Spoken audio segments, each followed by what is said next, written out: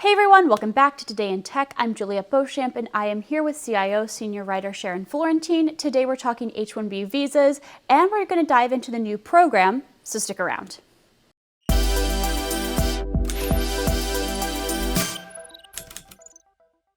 So thank you, Sharon, so much for calling in. Really appreciate it. I know we've got a little bit of a different setup here today. Sure, no problem. Thank you for having me. And I'm sure everyone out there is dealing with their own different setups lately. So, no Certainly. problem. So we have been talking about H-1B visas pretty much periodically over the course of almost, I would say, the last year or so. And we're sort of nearing the next round for the next year of H-1B visas. But the process was a little different this year to apply. Could you tell us a little bit about that? Sure thing. So, back in December, USCIS finished pilot testing their new online portal that streamlined the process significantly. So, starting on March 1st of 2020, just a few weeks ago, they opened the online portal.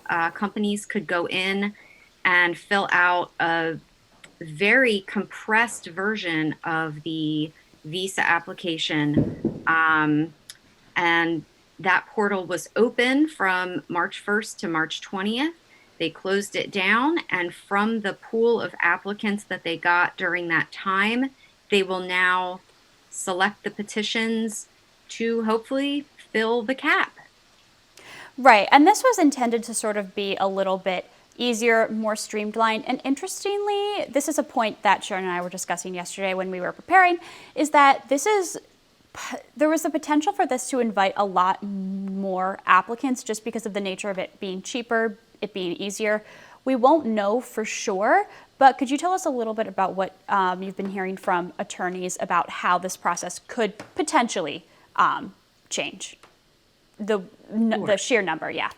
Sure. So previously, when you, as an employer or an attorney for an employer or for the person who's trying to get the visa, would apply, the cost would be upwards of $2,400. With the introduction of this portal, when you go in and fill out and then submit your application, it's a $10 fee for each petitioner. Um, so, yeah, some of the attorneys and immigration specialists that I spoke to said the potential for this to increase the number of applicants was just huge. Each employer can submit up to 250 applications. But again, we won't know how many people have taken advantage of that quote unquote discounted rate and the ease of use until probably another week or two.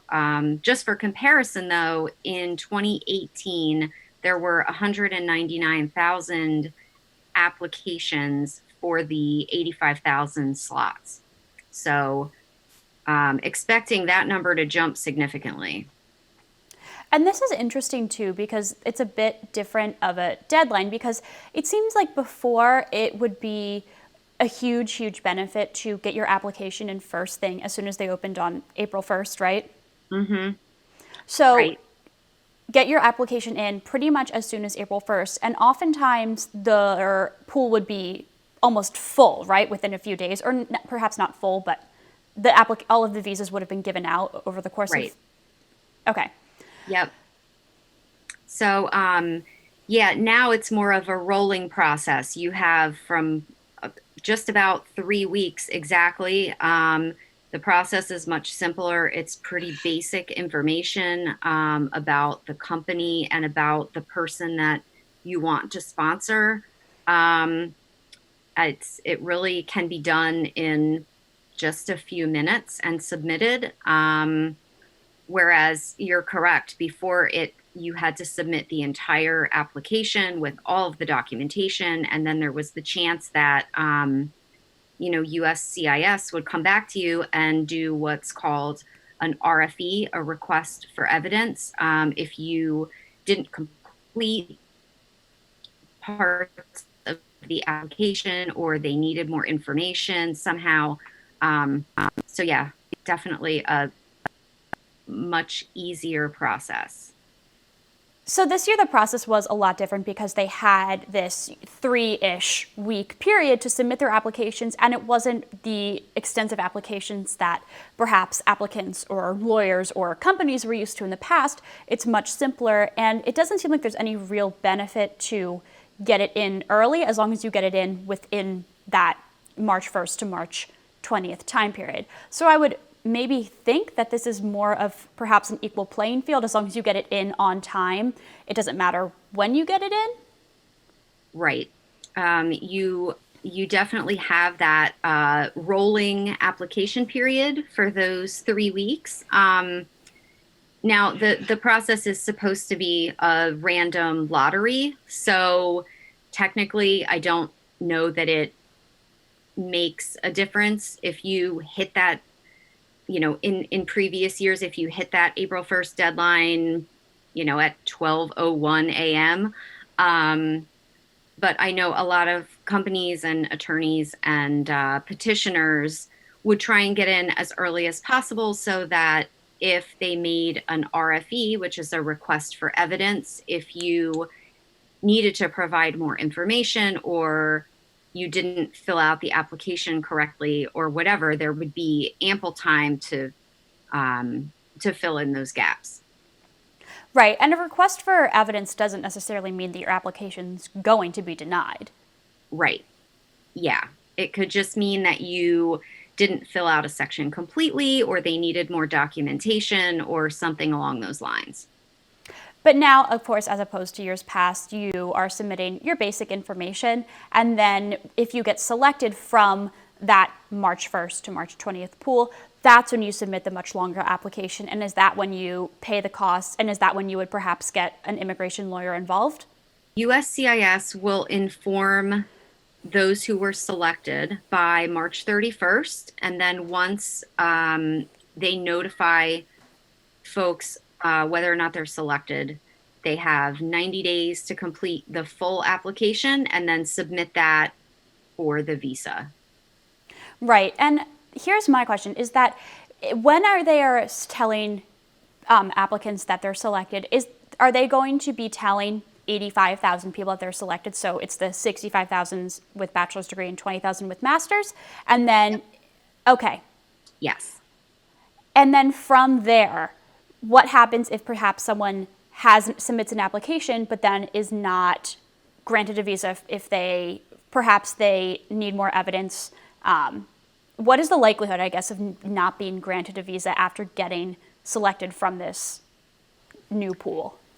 I would assume that if they've gone through that whole process and DHS and USCIS has reviewed all their paperwork and their documentation, and then they're selected, then they would, in fact, be granted a visa.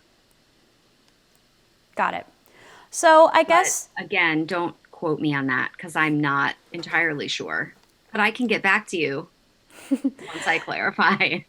So then I guess where that leaves us is with sort of the million-dollar question. Obviously, amid coronavirus concerns, a lot of people have been working from home. A lot of offices have been closed. So what is your insight, if any, as to how the coronavirus is going to affect visas and H-1B visas specifically?